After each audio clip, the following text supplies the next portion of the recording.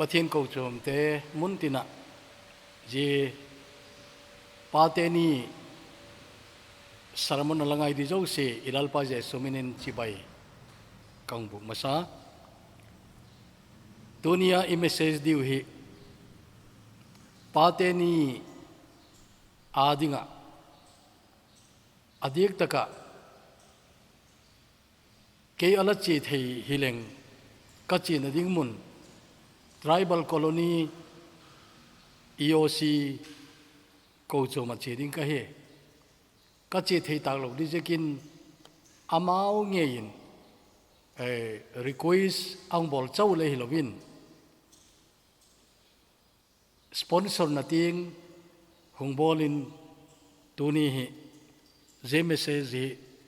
hùng ki khum thấy ahe amao dễ cái lấy ki pak thu igena cho lẽ tu ni message pateni aina pani ti hitin zia nidanga ibegina ai thaile le pate zo se kima pate chungale ikipak na suklan na thilpik chum te la ki bol seka ete chu ila bolo tuni je chu hi thei talo ai jekin iu namun che to je sermon hi ilangai khom diu ang hita chun EOC online sermon program ni taglam le pastor SL Min Lunin thu cha khat enggen pik ding a hi ezu tu ni hi jing le ni ta ka ngai ding inei ji kun ikipak mama asum le pa ya hong pang te je kin le ikipaka e ban chun hun le phat pe thei i pastor pa chungin le ki pa ka eri chon tu ni hin pathin thu hi ti ngai to ding i wai i he che tu kum thupia le la in sung ki sim tu pin ti thupi ki mang a he ai tu ni hin bible chang khat ama sanung sim ka tin zol adang chu all in honggen tho in ka tin thil simbu Genesis bunguk chang som nilani bung sagi chang khat teni chung sim masading kahe zigol chon nowa in aboltan pathinin thu pe golin aboltai nowa kingin lalpan nangle la in sung mi te long sunga chun lutawin nang chu tulai khang thak te laka kamit mu in midik lahi ti kaun he tangala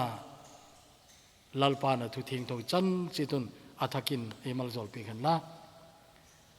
ithupi di wai la chu her bailam takin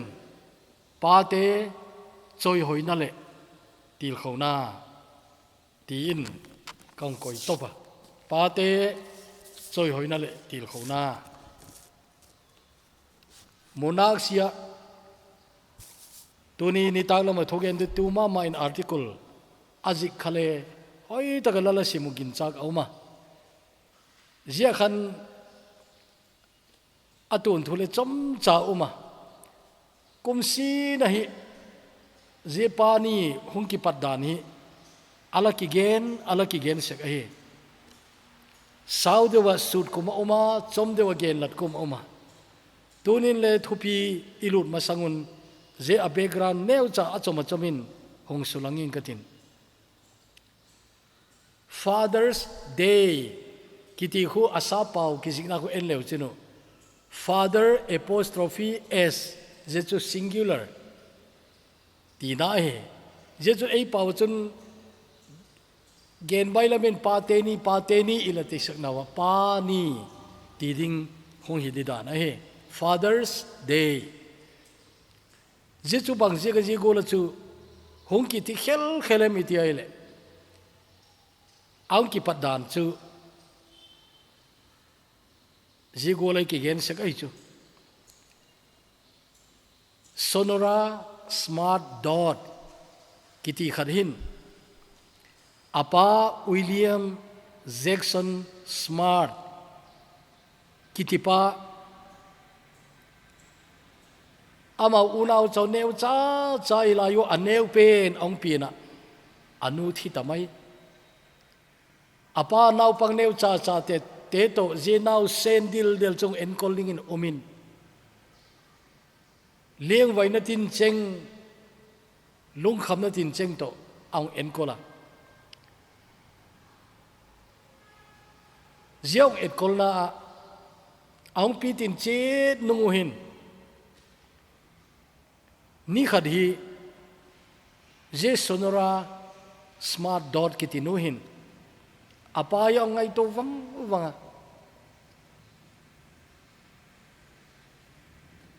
nau pang et kol hak sat dan ama nge lau he tak jekin apan bangkulin ala lung khampi in bangkulin hak sana ala thokpi in apai bangkulin lung khamna ala to ka ding hem ti to angai tu acha te gen theiding adoi lo lo din again thei pi topa zidang le nei alago talawin ire cho ale et kolai pani alaki mat madeu ahi nu ni alaki mang panta hile taka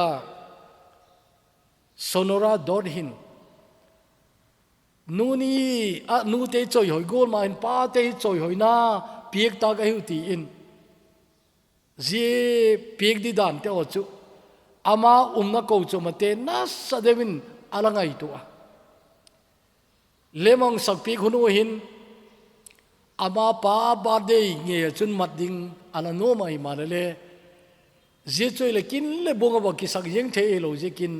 a ki sak na ding hun neu khar ki dai deu ko chom te phasak pina itidim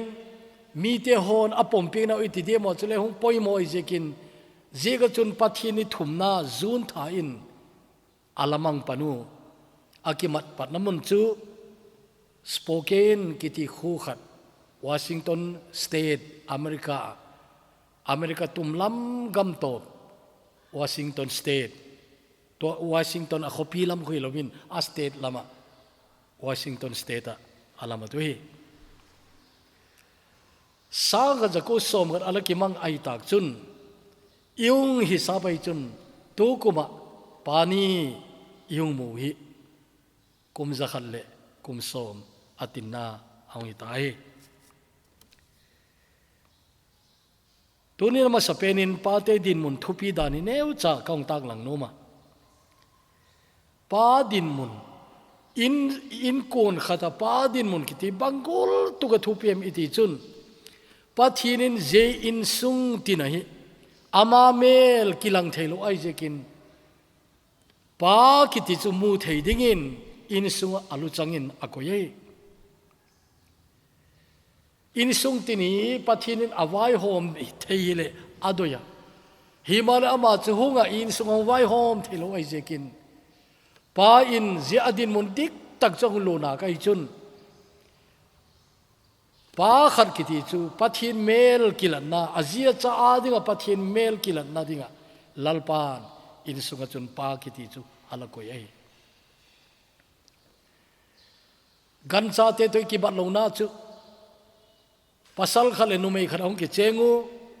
dam sunga den ong ki chengu chale naw ong hingu je chu in sunga in kun khatin ong siemu je hong kiet kol na khai je chu mi hing te ki wai hom na be pa auma gam sa te ki wai hom nan jo chu umpu in sa te ki wai hom nan le umpu in kun kiti institution masapen ala kiti sek mihing te ki kol na dinga mihing te ki wai hom na dinga pathi amat chang masak pen chu je in kun kiti ai je in kun chun pathin ama tak chu ilaka mel mu hum thailo ai je kin je in sunga chun ama thasanga wai podingin pa kiti chu in sunga luchang dingin ala koi ai abana chun thu thung thak lam yong et ki dai chun ko chom te luchang chu Krista ai golin in sung khat aluchang ading taka numei ading aluchang chu apasal ai ang kiti ai ye chun tu ni hin pa khat kiti chu pilin mol le ai lo le lienin neu le ai lo le hawin chagama le pa kiti chu in sunga ringa alu chang ade tak azin ja chu a het zinga alu chang hi tia apoma azza akituk ludingai ti i bible thuthung taka ki gen non choi zeba na chun chaten pa ason danu chate kingang na dinga pathin akoi ai jekin cha ki di chuna pa sung mama ine ulai che tu iheve ko doi khat ine ile kapan ei chok ping di iti chun chonai lo ma le vak cho zo jeng di lo ma le ilung amung e kapa ki nga don katin kapa nei chok ping dei ti ho zebana chun pa ki ti chu azia dinga chun pagul abel ai ki dei nu khen khat ne chun kapasal mai hi lowa kapagula kane yahi ati hui lai ka he khas se kai ahi ma ai pa zo se ne je a he diu doi umma ma zenga pa ki ri chu azin pagula le anei ki dei apasal mai hi lovin achate pa chawi lovin je chun nidangwa chun numei lungmol iti dan pa ngai numei lungmol chai jing ma le posalin vai ahom ping a tha omung e je chu mei thai dinmun alungai dik sekna jo chai ai tuni pa dam na lai to le je hejing na hin ei ma zal in su chun zang khai chum na in su chun thamon na dingai inu se tak lai in sung chu pa ta lo na in sung hi mai dingai ai lo le pasal ta lo na izi mei thai na ong et calling in sung chu hung hi mai ti iwak ngai to chun pa hi apoi mo na lom lo me ti je chun athakin imuki dai je ba na pa te dinmun thupi mama khat chu pa ki ti chu ain ko na dinga bit na petu ai apoi mo te suk tu piek tu ai bok ai bit na petu kaung ti lai hin ka ngai tu do khar se ka mun tam te le kala gen khata le khan le kala ji ka hi ye chu bang he iti ele ei mi te hin boina gal kiti mai la mel se dewa himan nam le nam kala boina te ko ala tunga khotam tak te o chu chen thelong nan ahung uma khen kha te o choi le hal tuminong uma ji hun lai kha pa zo sen angai kho pen zo bang mi ti ele khoi ga ma jam pi leng ka cha te ka ji ka cha abidemu ti ai chu yezun pa ki ti bit na petu bit na ding ngai tu ai zebara chun in sunga poi mo te su tu nek hol tu ti mai le hin zingan si maya posal nek hol le pang lo ti chu se ka hi le yo kha chu tu ni ye ge nan pang phalo ai pai ti phale in sunga nek di teula su tu ai sil le chen di tel su tu ai zi le cha mi nek du cha lo dinga koi ham go chu pa pi ting khat din mun le amo puna chui ti chu tunin athakin ngai tu thak leon ti i doi ai tunin i thupiu khai le pa te choi hoina le til khona kaung ti jota a choi hoina la mi tam pi gen di umma le tuni hun khat be pa hunung mang di kai zikin a choi hoina beb hilovin atil khona lam le i henai poiti na hilovin hilele pa hi pan te le cha khale ni beb nei pan te pa hi na chu junior ma manalai te i zekin zeto aringa chun kitil khona le hongi komin ki thui na le komin wak mat ding inomu pate ni chu ai di bang tang mang di len chu pa chan ni khu e nu te ni kala bol pi se kha mun khan munin pate ni le kala bol pi ta ji chu bai mi ti le cha te ki nga le kha them neu cha cha apa teu chung alung oinau itm ai lu apa teu apak cha nau itm ale sapten tribute ati to bang khu apa chung chang yen nop nei ten again diu le kha them neu cha cha ong zik diu mini thuma mi pi anga sim do jing ding ye chu ni tak lam ki khop phali to bang hun chu ka pe se ka khang lai te la ka nungak te mi thum mi li tangwal te li to bang ma chun tin alimit nein ye chu khang lai pui tu te na mi ding chu aung go dio chun kalati se kai ajik chu abonu hun ki pe seng lo ai jekin mun tam ta chun hupul umangai lowin akichu tho helun kamu aung sim do pha tu le khen khateo chun mithilong helin nu te chung ki pang naw ala zik se golun pa te chung zik dinei le ala se ku here chun tuni iti pa te chung ilung oina te ole eima in sung chiet be ka chun ilagen thei dan dan gen dini in ima thei chun phama ma dingai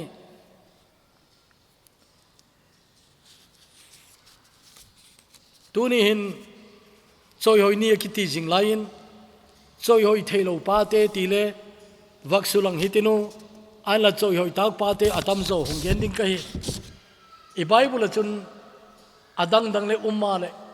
gen man lo di jikin aphalo pen is tom cha ka gen no ma aphazo hi atam deu ka gen no ma e bible chun pathin mi chun sim khom ham la hi jeng ma le pa hi na chun eton tak ke lo igen se ku chu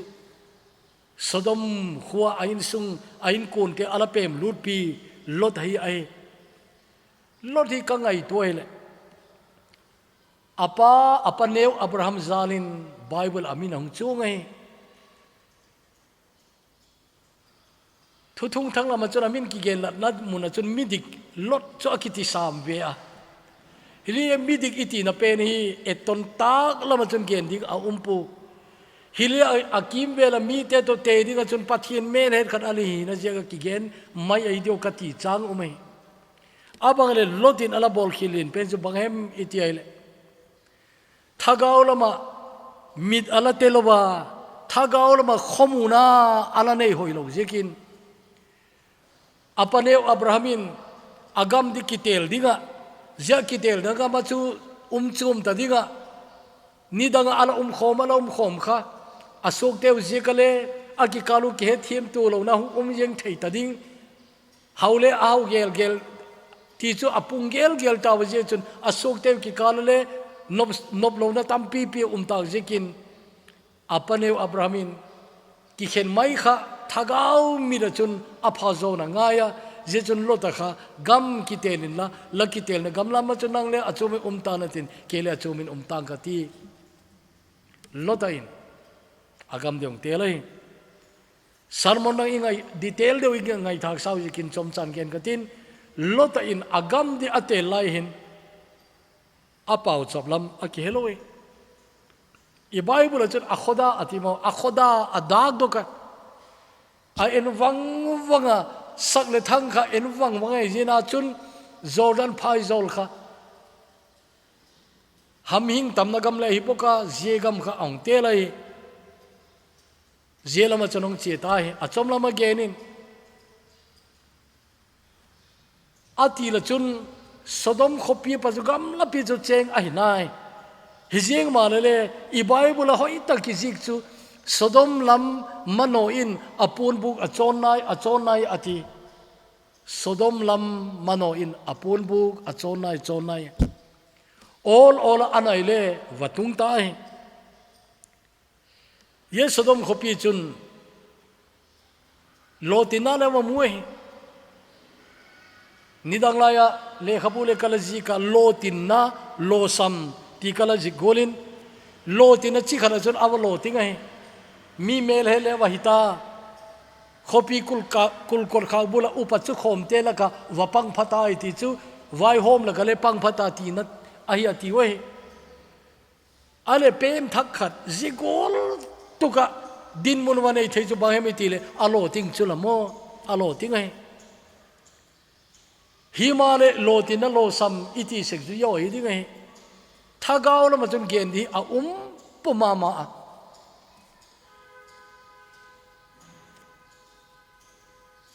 van sol jak ten sodom khopi asuk mangdilayu khan ama ke chona gen ma sawe azin zu pathinin kathil bol guri abraham kienga ka gen ngai di ati abraham ke chona gen ma sai abraham in sodom khopi ra pau chap pe ge himale bangma umzia nei tapu van sol chate hung tawa sodom khopi su sedingin aina je takachun abraham zala chun lota chu her jinga umi digai chunga para pathin her jinga umai jinga chu angya wan sol chakte khan lota keng khan chien la khopi sunga lau la naw la chapate ta la chanu te ta lang lamak pate kui ta le a ke wa geni ye khopi pathin sumang de ti ale lord da chun jigul ule naw zu tampi nei le eipu ama in sunga kim dagi in khada umu hi mare jigul wa gen thedi zu pania ne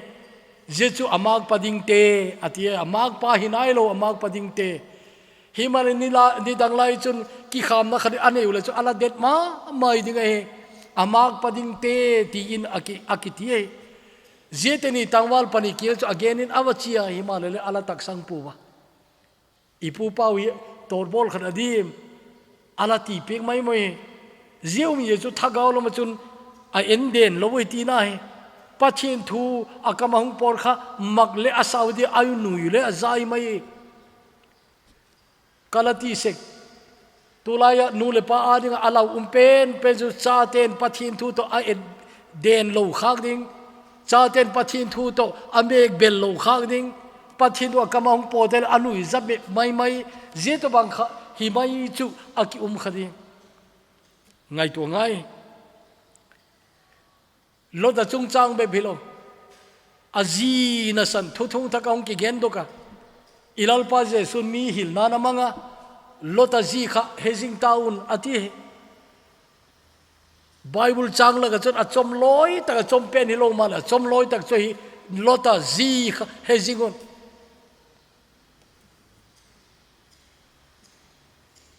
chang chom cha khari jeng ma le lota ji umdan zo se chu aje khan aki he mai he apostle sang ale khovel ngai na zo ai dmt thei ai aje zo pathin nung lam la lo di oti le nung lam ena chi sunga sok tai ti lota le chate nungak pani achi thengu himale achan chinu chu atom na hoipu apa to nau vopa chapa pani hing te khaiwa asul le pak te kha moab mi te amon mi te akhang israel cha te adinga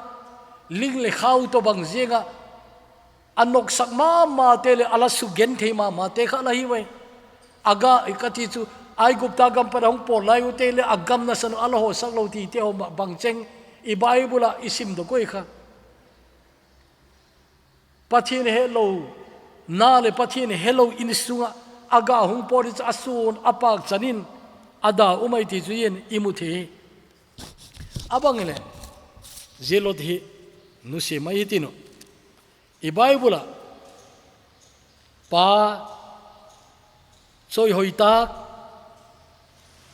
tuni pania pa chavui osak phak hi ta hen lang thil pik dong thaiding ila ka hung ding di tale aking igen no pa tam di dan ima angun chu sakitino amau chunga kipang na thule ilung dam na thu gen de atam di dan jete chu pathum chau i bible patin hung tak langin katin ama sapel jondari bible chau simna nowa khai Noah hun kha en leo chinu khovel kha asema ma Adam sun ming te hi chu ahi ti chu ahi maya Genesis bungu kai simna Genesis bungu ka chun mihing cha te chu sukmang top dinga kilom ai tawa zidi ka chun pathin le thupu na alata khatwei tuya god mang sik sak dingin pathin alangai to ta hi male khoti jinglai chun alung dam na mi khat amue ezo nowa nang le in kon te kong sunga lu taun ati thene chun kong atok masako angaya jechun kong tun la sa chikip huk do na ding to mihing akichai jeng lo na dinga ama in kon ki huk dok na dingin kong tu na ti thumang takin no in kong ala tuwe gen sai man gen non ki lehin nowa in je pathin ki pata solna amu chu aum di da chulami thanwa ngai to le chinu acha te pathumi kai ko khom de hi azila mau te le pang mai thiu ala ko ge di chu bang pathinin to bangin thu ap kong ituk pat di we akong tuk di chule thakha thani zo chi pu akum zawara ko kum za khale som nilam lu da tuk dei kho mo himale kong khong tu we acha ten apa thu amat now I bible chun detail ki jing lo male ki thumang tagal chu ala ken kol li dei ezuken pate kem kal ti seka bang zeka nowa acha ten a thu mang jing ai wem iti ai chun nowa in van apa pathin thu mangai tulai patam tagini bol khilo chu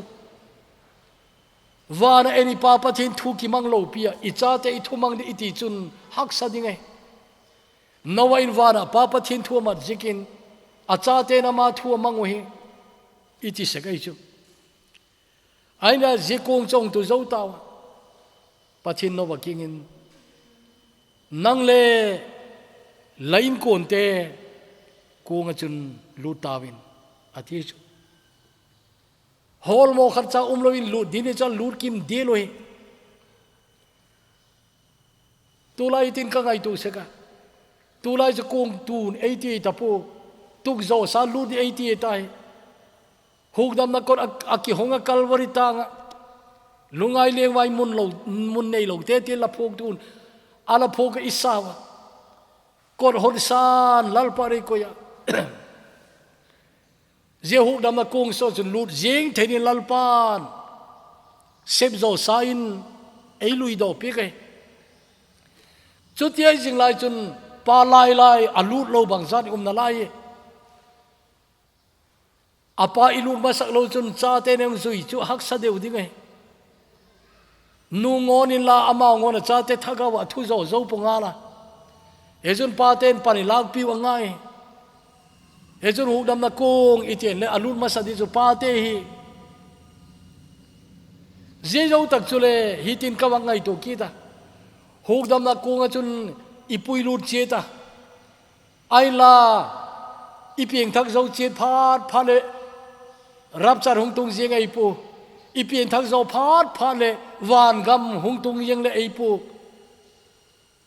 ipieng thak zo nunga sau pi khovela khol jin na di nei na laya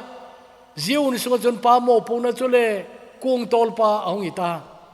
pa ki di chun ai sum kung ong tol angai ta ye chun tu ni hin le khabu le kala zik abumi na kala ko ye la hi pa in sum kung tol pa tin kala ko hi tu ni ye ngai tu itino nowa iti phale ai sum kim taka huk do au na dingun kung ala tuai tuni paten nowa ki patin kitil khawitino eima in sungche ibit na dingu ingai to apoi moi apani na chun job kiti oma job kiti paile milo tingai khovel da na le milo tingai alo tin dan chu anei ago job bung khat na vaksim na chin ana sataloi belam sang sagi aneya sangong sau sang thum aneya bong chal tuk zanga aneya sabil tung pi zanga anei suk le kol tam tak anei ati bokai ama hulaya chun hau sakna iti o chu agan gol tia kite lai hi dinga he khang lui mi tak zedai job honi ti a khang lui mi he achate min ki ma dinga halmang ki thoina asim iti o kha en le chun thiempu nai lo lai ti na hi dinga chu ye chole cha so ta khang lui mi tak hi ta dinga he ai turi he di ka doi chu job ki ti hin alo tin na he khovel hau sak na lam etile mi lo ting ma he ajin ken hitin tu lai chun hitin study ka bol pi sek dan khan uma job hi et na pathumin et angaya et na ma sapere jun khovel et na mi lo ting a hi mi hau sa he pathin et na aum ki ta chate et na aum ki dai pathin enna chun bangola imovem iti ai chun job kiti hi pathin enna chun I bible hoi tak maya ala ki zika azik tuile ama maya akiti ai ye chun aman amare ma akipak chana hi pontin pathin ama amudan tak aziki dingai hitin bung khana chang khana nong ki ngala ama hi dem na be ti chu soi sela di umlo apani na chun midik tat apathum na chun pathin law apali na chun thil phalo himim bol ngai lo ati chu heju pathin etna athupi na chu tuni hedi ka doi chu khovel e etna allo ting himale pathin enna chun allo sam beble lovin pathin lung oilo na pathin lung dam lo na pathin lung nat na itile hi the khovel eta lalo tin lain pathin enna bangorin lakilang dim tiai chu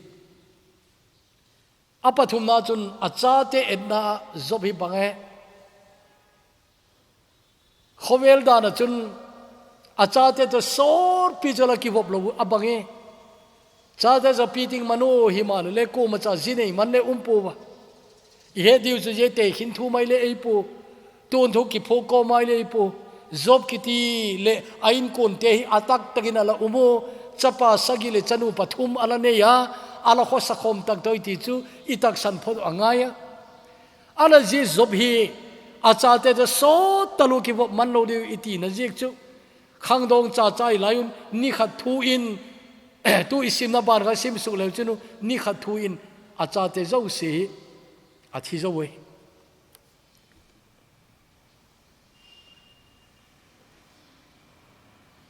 achate hi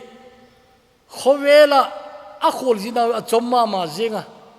himalaya khopui kumtong gama aum khom ni ngu chun zia chun alakim ki di wahi alakim ki di wahi zob hin achate khat chale aman soloi ti he na khat thagau mi ten ahil cher sek nau chun hitin imwe zob bung somli le ni bung top na lamai ta abung top na pen zia chu bangi mu me ti le zobin agul te adinga apau chap zo phatin lalpan zob wang phana apekita ti chun zob king in lalpan anei masak leni apetai aleni chu alangai un lang bung somli le ni chang somle ni somle thum zob hun nung lam chu ati lai sangin athupi zoma man lalpan amal zoltan belam singkhale sangli sangong sau sanggu bongchal tuk sangkhat sabil tung sangkhat ang nei ta chapa sagi le chanu thum le ani athi eleu chun ale ni bung khana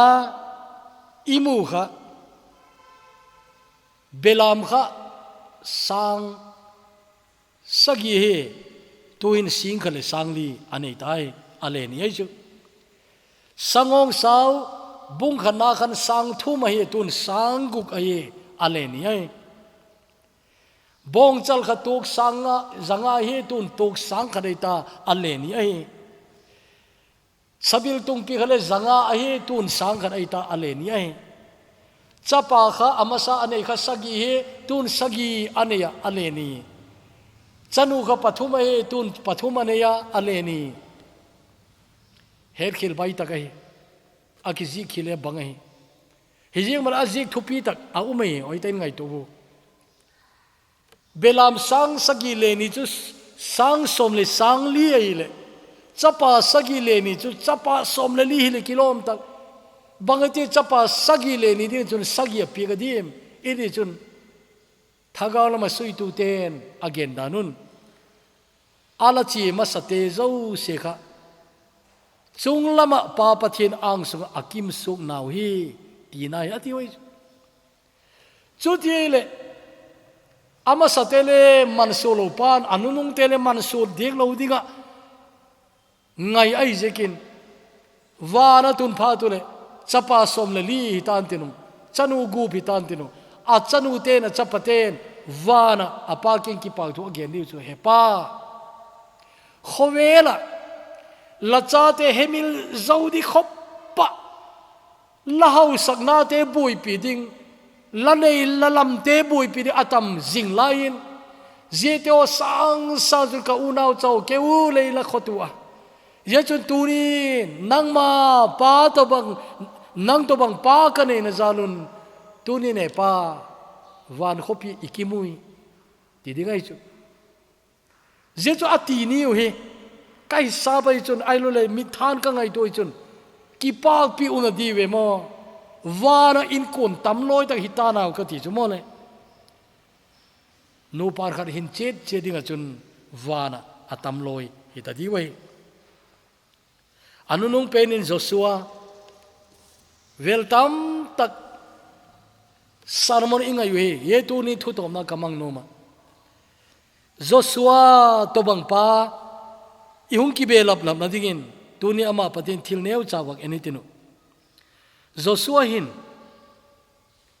Israel pa te zo se kha ako khoma thu gen na lung thim khoi tak mai ala sim leu chunu tu ni gen ban puitin thu gen na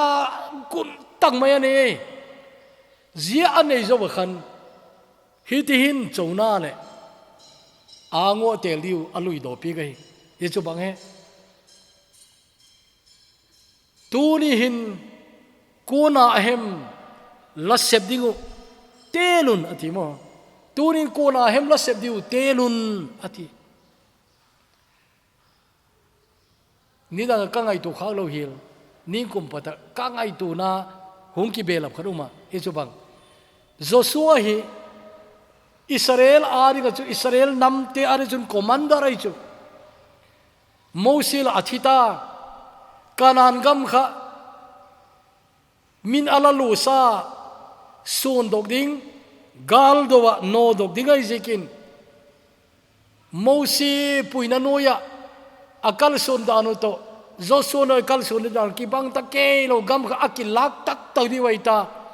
pathin gam tim pathinin Mosil chu atun saklo je kha Joshua lam kai na in alu tu gal khang boloi je chu gala bol sung se kha chu Joshua kha commander ai chu agal ko di dan nu mi bang zat kon di ku te khoilam zo ka ti chu bang gola khopi chu di apan di dan te bang ma zo se kha Joshua commander thu ama tu ngai chu hi mare tunia I Bible chang pen enlew chun Joshua hin pathin na sep na dinga hi command bol lowe Zia chu tu ni he diu chu lal na sep na ding kiti command ki bol thei hi lowe ei ma ki tel ngai chu ezu zo so hin le kuna hem la sep diu tunin tenun kele kain kun ten wa chu lalpa na seming ka wati kuna hem la sep diu tenun tunin tenun ati chu yezun ama sapen he diu chu lal na sep dikiti kuman thung pe thei pon tin ko ma thuma na la sep ding ai pu pa khat hi na a pa na in sunga chun pa khat vai hom na chun lal na sem ding in kun ikipek ding ang ita pa ta lo na in sunga chun nu po mo punan ahung lut le alo thelo a he abang chu tele tu ni pa na in sung te chen ikingai tu chu lal na sep ti la zile la chate langan se jing de ai pu nang ma in zena sem de chu lucky pi ye ba na chu lazi la cha ye na sem de chu latil kho angai ye chun I point ma sapena je thua chun lal na sep di ku ma nang sol thei pona nang lucky tel ding ai apani na chun olle ki hinana ti thei lowe Joshua in tuni hin telun atimo tuni hin telun lal na sebiti tuni a tel ding all la bowling ti di hilo ilal pa jesu le ei sol pa na sebding suna hi pecha ati kha suna hi pechan ei sol pa na ju ka seb ding hi zan hi dei ta yi pha chal ko man na sem thei ta puna ai lo le ko man na a seb thei lo na ding zan a hung nai tai ati khamo Yesu ilal pa jesu le akinoma ma lalla septi lamu chin tak tai chun ola bowling a koi chi lowe o ka huni pe zong zong ai zekin ka ki pat angai tai iti hunai nidanga igama halna na sa tak atun laya alin ane nupi upanungak tangwal pathin king kilat seknala pa khatchu o ka hun lui beita zo si ko ki thaileng kangai na e o kalal pa pang nan thi te ga eng happy tu hi ka himil so taru lalpa ingai damin tiemo ka gen khak sa khat hongvel gen kileng igam ko chu adin ti laya manipur simlam ga ko chu de iwang phana penu chu chanchin pha a ela kai hoi tu I pastor tam tak alazil saktu Tuni chana I doctrine hem I thuginu hem det tang mai inei hui ahong ki panna puro kiti khan puro iti kha Paul Roster Dinuidi Memorial Bible Institute kiti tua ECT Evangelical College of Theology ti alaki patti lai chun Dinuidi Memorial Bible Institute akiti Jesun Dinuidi Memorial Bible School angiti Jesun Dinuidi Bible College angiti chun tu hinaile Evangelical College of Theology angiti je ahung ki patna I principal masa Paul Roster kiti kha ilawang phanama ma chu thogin dik taka kibul phuna ela se pek chawilovin lalla semna ela koldan le ela ko mudan kha athupi ko chuma satela ala jilpi ka bang he bang ka bol di lalpa tunin tila kha ala jilpia pathin thuna na chu mollai huna chun pulpi da kihil mai sangain ala akil kha ala bailam zo ala hoi taung sagui chun iga alung thimu kitu det mai ye chun mattaka igam ko chum south district of Manipur south lama igam ko chum ong din do ti laya ilaki phunao evangelical doctrine hi be philovin lalla sem ala kitil pai jing tai jikun bangka bol di lalpa tunin ti la inel kitilo e chu tuni chan ing som to choi Himale gospel tu nakum zakhat le som khat hil hitama le tu ni chanahin in khat pa lalpa na sep golo tampi ki nalai kinoma malo bang te ka sep ding ngai tu em ti le head but lo he to bang kitam nalai ye chun tu ni hin Joshua again hi tunin telunati dong join inaw hi kino ai ตีตุนินปาเตนีหินอิงไงตัวทักดิวอิดอยเฮอาบานินปอยเนวจ่าจ่าปฐุมิงโจตังกตินลัลนาเซบละเตลไว้จุนนาดังอ่ะบอยทอเดลฮีมิหิงกิติจูทิ้งบุลโกละกิตุงไม่อีปูทิ้งลวงโกละกิจำยังอีปูอาหิงอีเฮอาโตยสิงเฮปัจจินดัมนาเอพีฮานาเอพีเซบนบขันในสิงเตกิเฮये जो ललना सेब्दिंग लकी है दो लोग चुन नदांगा बोई थो दिले इन पी पेन चले इन्हें खोलना ना ये चु मिजाओ से ईमाना चित इन्हें या तू अका के नोम पेन तक चु लने खोलना इन्हें खोलना चिक अचूम चुम जिंग लाइन तूनिन बंग बोली मालेहिन ले बंग बोलिन बंग गोलिन ने खोलिन कजी कचा वाग ही मालेंग ले लाल न सेम दी कई तीहे दो का अपोई मोय जिया कगेन चु ये चुही लाल न सिप लते लो चुन लाहुन ओंग मन लो बोना मंग थो दले तुनी पालाई लाई होटल नि तुम किचू ले क्यों मा लेख का काम नमुन नि तुम जानुं खवाग नलाई न सन अक्यों मा आई लो वाले मन लो गम चेंग वगैन दिले अमेल से जोजेन पाथिन नहीं लो ते की मन ना पा तम तक की मना ngay तो लेचन अदाव में चु केंतम दाई ते ये लम चु अब अंगिले ललना सेब्दिंग लते लो वे चुन नदंग बोई थो दिले अपनी ना चुन लहुन ललपारिंग लपे लो चुन थिल दंगा लहुन पे थो दिले अचुंग खतु की बंग थो इंतिन हिले तुलाई चु पाछिना रिंग मिताम पिन हुनी पेक तक अगोताव सरकार लमा ऑफिसर लेन वे तक हिता मी खतिन का केंति अगेना ओ कते नंगी भाग लो लाई ताही कति आमा चु तू दिन मुन चले दी प्यूटी कमांडे नहीं निखर का केंति गेन चु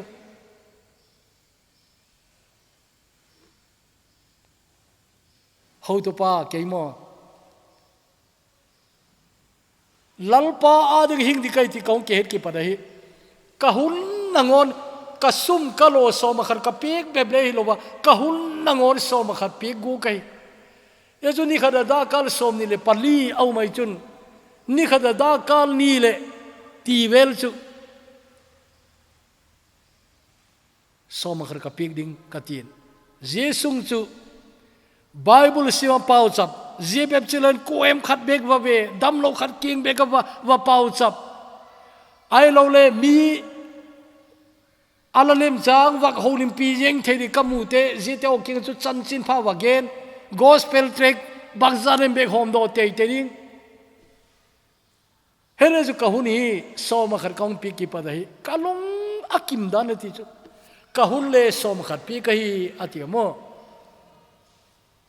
ke upathina se mo chu full time ministry ka kitiwa hun bi da lal pa na sem ka kitiwa ya ju thu chu mai tai ala tu ni hin sarkar lam officer khatin le ahun som khar pi goi chu e agu hi lowe a bol jing lai zu tun le ye zu tunin lahun banga lapem lalpa ari lape lo chun adang pe tho de le atop na dingin lasum lalpa ari nga lape lo wi chun mundang pe tho de le ada dek dek chu piek nop lo sa la piek na ding mun pa mai satun tu na la piek na ding mun hung khamai thi lal pari ga piek ko man pa mai asangai pu a piek donang le ki pa gai a piek theinak le ki pa gai ye jo ape jing saten akipa dan he mai la atamatom katipoi lalung thima apien dan na cheng som chakhari jeng le lần này khăm khăm các cô em khát á đi ngà là piếc la som khar chung lam thila ta chu tu ka gen chu a chang le mi ta sam ngoi ngoi la piek chang umin tin a chang le lal pa ne la piek him him le umin tin ai lo le pathin mina kal son to la piek chang le umin tin tep te ding chu lalpa ading min apiek tampo le koma akisik ompo akipak deu dewe hilele min lalpa apiek hupul ngoi ngoya pathin pedimin pa mai asagai chun pa mai asak ding khopa piek lo na ding mun mun apiek na ding hum di piek lo na ding mun ti chu igen tam le amel si nang ki hisab jingu nang doi te na hile la piek ke lo na ding mun ti na chu nang doi te na la pi de la piek ke lo na ding mun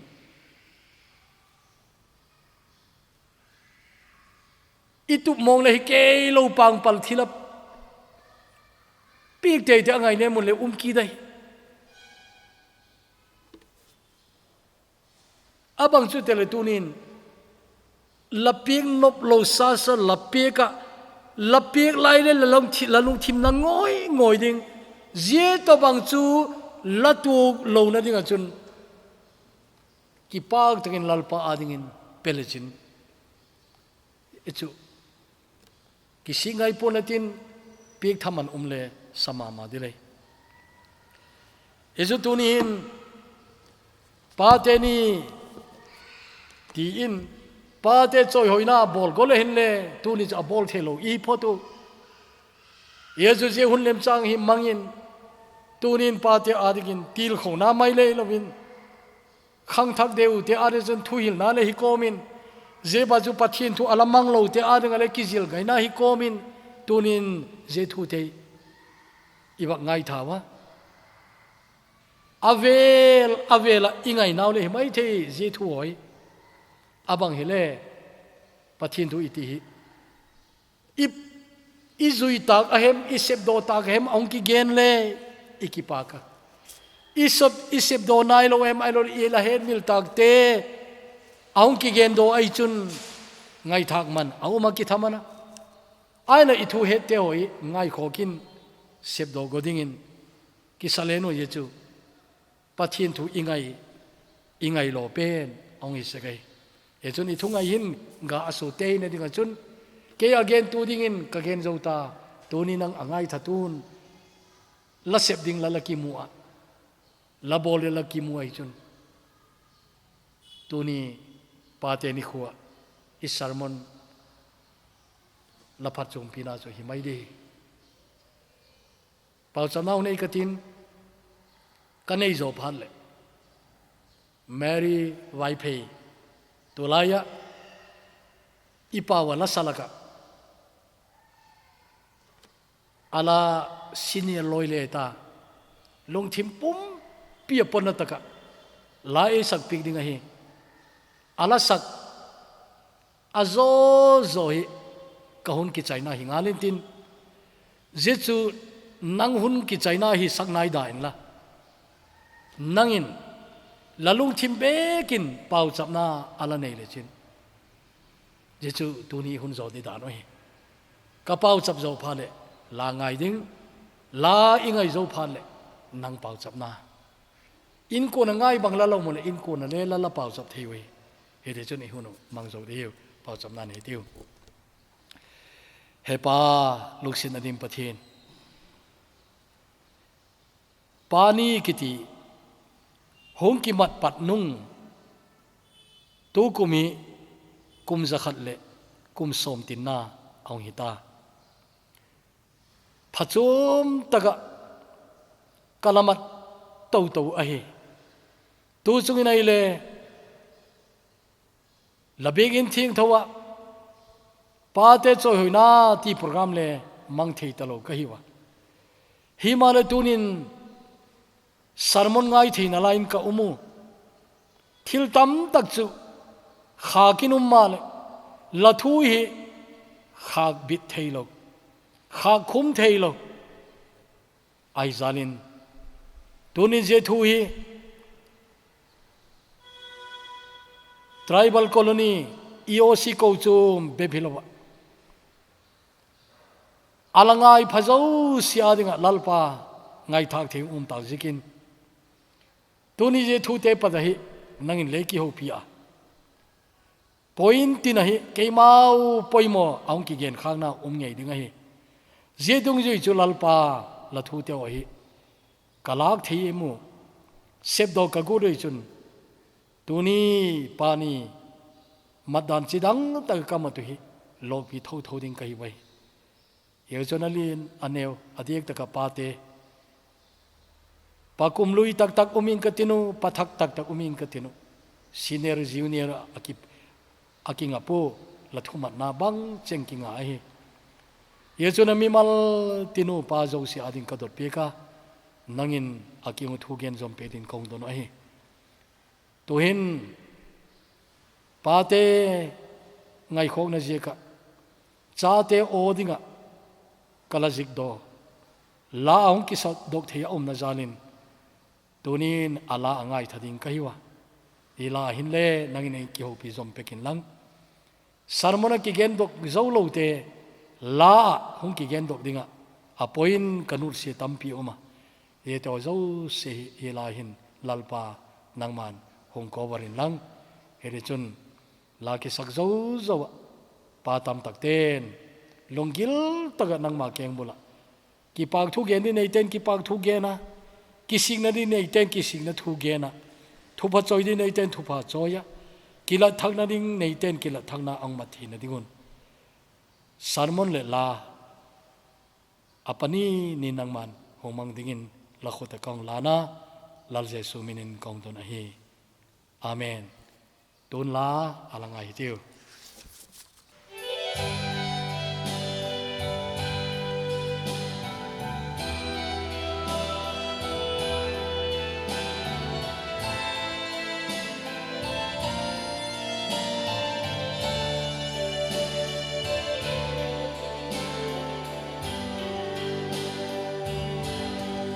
Gospel hung na kung sa pa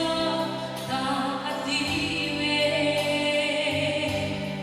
mi patin a in suciana isya tu so tawe o ki swama kuya faina na lai la hem la thai phun suy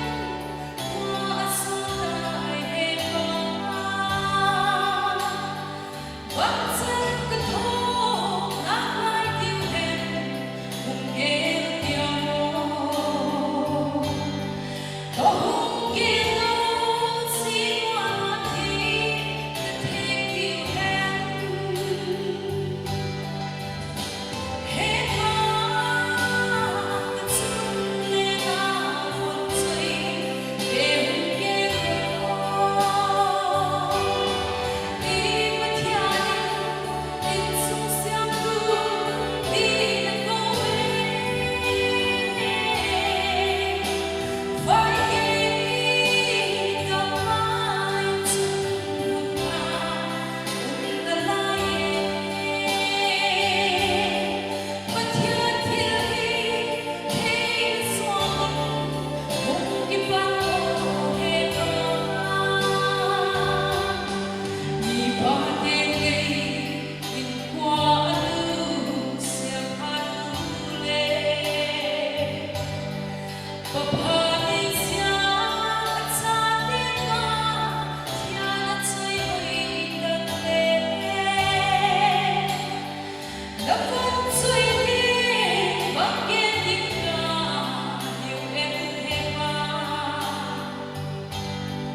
Go